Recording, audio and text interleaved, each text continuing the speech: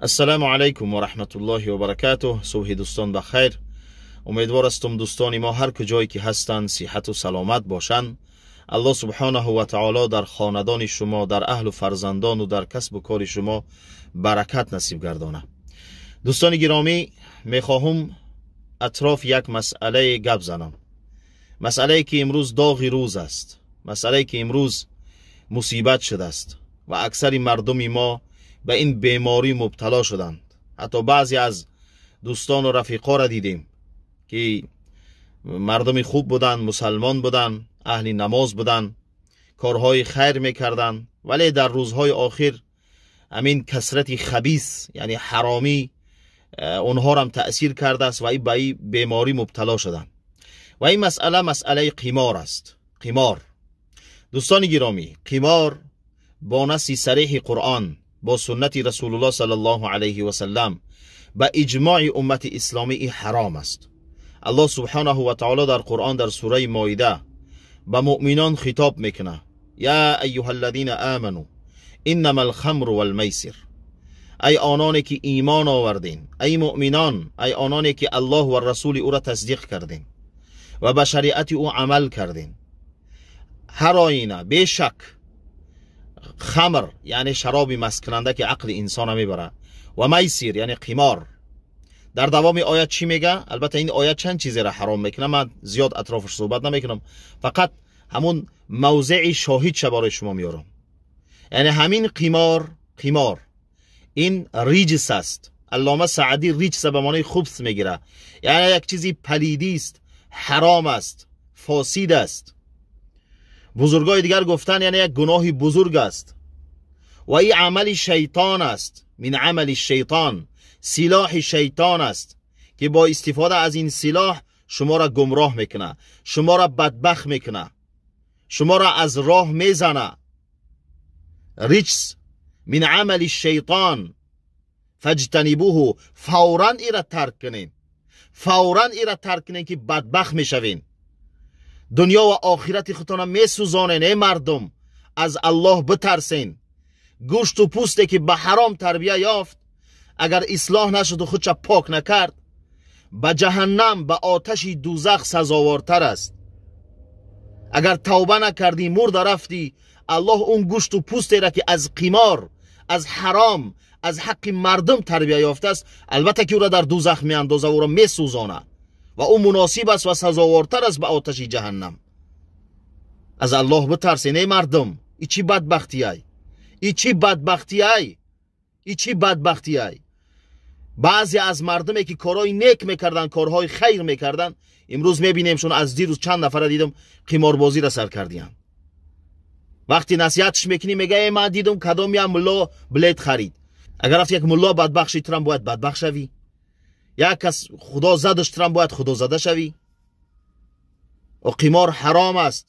اما قماربازا، کسایی که امروز قمار به طریق آنلاینی جامعه دیگر پوشاندن و ایرا کانکورس نام کردن و ایرا رازگرش نام کردن، میرن یک ماشینی پوسیدگی را از دست یک نفری که به سودا نمیرن میگیرن، او را یک کرسکش میکنن، چارجش او را میفروشن.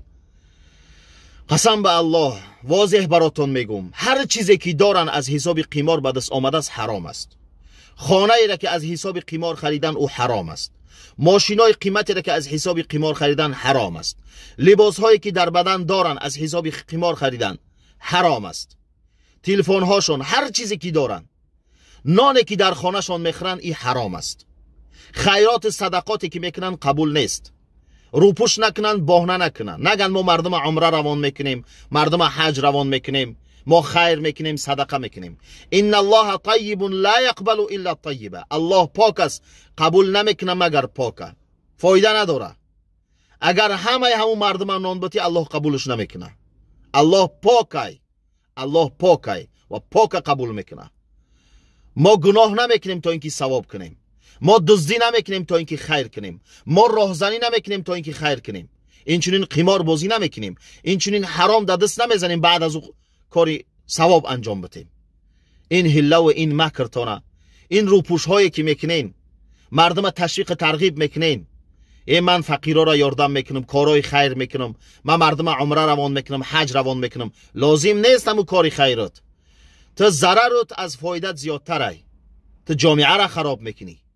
متاسفانه امروز بعضی نوارهاش هم میبینم همون قماربازا را وقتی صحبت میکنه با آنلاینی پریامای افیر موندگی صحبت کردیسته و طرف میگه که حاضر قرآن خونده استبدم، قرآن خونده استبدم، الله همه عبادتای ما را قبول کرد که این من ماشین بریدم. یعنی قرآن خونده استبده به سبب اینکه او قرآن خوان بوده است یعنی ماشین بریده است. یک نفر دیگر شدیدم میاد ماشین میگیره با دعا میتهمورا یا الله در کسب کارت برکت بده. یک نفر دیگهش از روسیه قمار برده است، یعنی ماشین بریده است، پدرش میاد ماشین میگیره، مادرش با کدامش یک گوسفند میاره به همون قمار بازه. در کسب کارتون الله برکت بده، خیر برکت بینید. در چی؟ در کاری که الله حرامش کرده است، در کاری که پیامبر او را حرامش کرده است، در همین برکتش بده. خدا میزند، من سخت میگم، بگذار سخت بگم، بعضی ها را سخت نگی اینا بهش نمیآیند. خدا میزند، در خانت برکت نمیمونه. یک ماشینی پوسیدگی را حساب می قمار میبری، الله میزند پولی 5 تا ماشین صرف میکنی، خرج میکنی. بله ایرا میگن رفتنی برکت. بله خدا میزند، یک اوری میکنی، یک پرابلم بالای سرت میآیه، پولی 5 تا ایجگش صرف میکنی. خدا کی زدن ایخه میزنه با الله سبحانه و تعالی در حرام هرگز برکت نمیته، هرگز برکت نمیته. ولو اعجبتکم کثرت الخبیث. بله درسته، شما امروز میبینین بعضی قماربازا را خانه‌های قیمت دارن، ماشینای قیمت دارن، شما را هم که میبینین اونا شما را تشویق میکنه، ترغیب میکنه. اینا همون شیطانهای انسی هستند که دیگران را تشویق میکنن طرف خودشان. نروین خانه هاشون، با اینا رفیقی نکنین، با اینا خیش تباری نکنین، دختر نتین، دختر نگیرین، خیر صدقه کردن نانشانه نخورین. درست نیست، حرام است خوردنش، حرام است. اینا فاسقای مجاهر هستند، اینا از کار گناه خود شرم نمیکنن. او زمانهای قبلی قماربازا رفته در یک خانه پنهان شده قماربازی میکردن، شرم میکردن. بعدتر کازینو ساختن، امرا بین خود بازی میکردن. حالا اینترنت یعنی طریق شبکه در شبکه‌های مجازی اینا از گناه خود شرم نمیکنن، اینا حیا ندارن، اینا غیرت ندارن. دیروز یک نفر شدیدم، یکی از برادر و دوستام یوتیوب کانال روان کرد، زن شمانده در هم پخش مستقیم آنلاینی، زن شمانده، زنش بلیت فروخته است. با اوجا گپش میتن، بیا شیناس شویم، اما شو دارم مردن یمو شوهریت بهتر، همین بیغیرتی دیوس. بله چیزی حرام، چیزی که به حرام تربیت یافت او بیغیرت میشوه.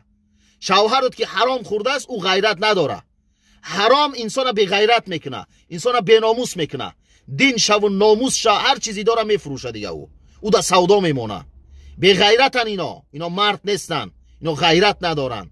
برای چی؟ برای گوشت و پوستشان به حرام تربیت یافته است.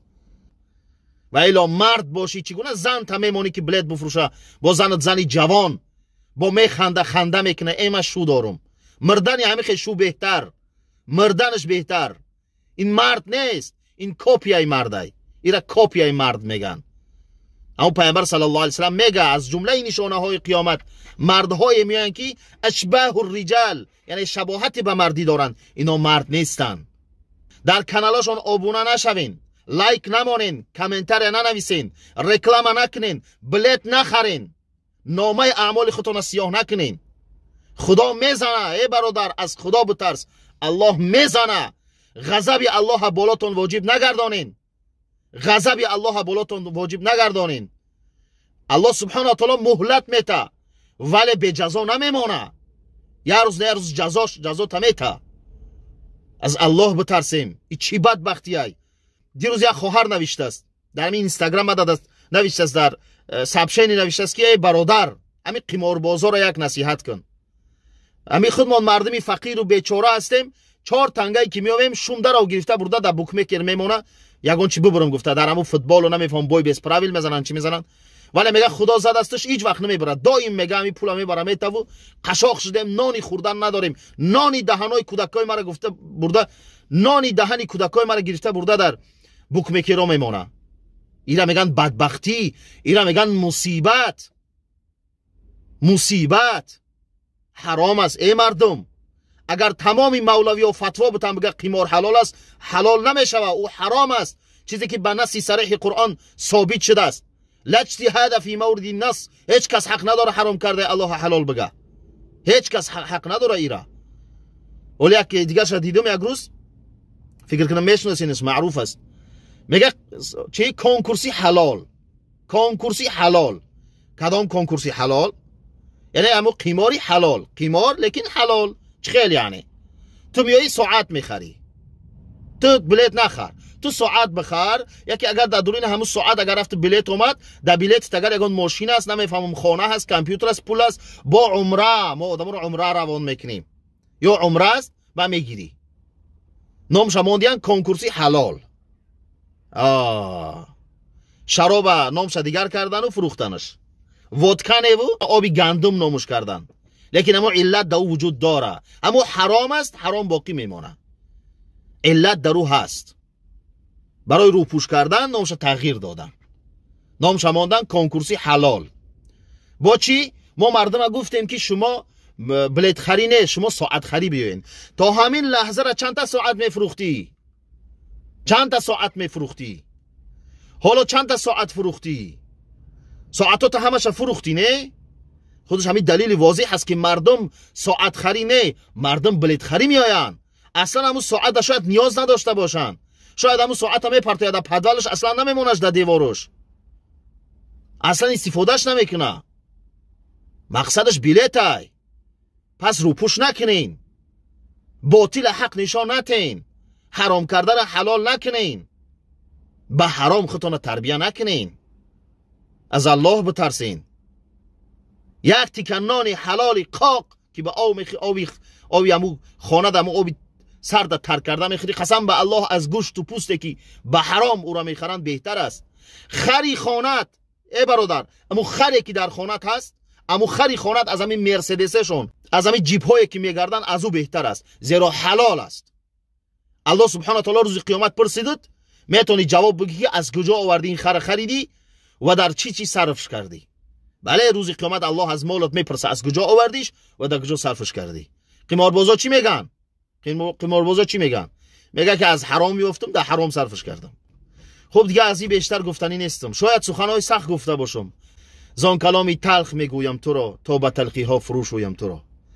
از الله بترسیم، به سوی الله برگردیم، توبه کنیم. الله سبحانه و تعالی توبه پذیر است. ولی اگر توبه نکردیم، دوام دادیم، حرام خوردیم، به حرام خود تربیت دادیم، فرزندان خود به حرام کلان کردیم، در دنیا و در آخرت بدبخت میشویم. دعا میکنم الله سبحانه و تعالی این قماربازا را هدایت کنه، اصلاحشون کنه تا اینکه از این بدبختی دست بکشن. ولی اگر لایق هدایت نیستن، الله سبحانه و تعالی همش نیست نابود کنه تا اینکه مردم از شر اینها در امان باشن، تا اینکه جامعه را اینا فاسد نکنن، تا اینکه عذاب الهی را بالای مردم نیارن، واجب نگردانن. الله نگهبان دوستان. و علیکم السلام و رحمت الله و برکاته.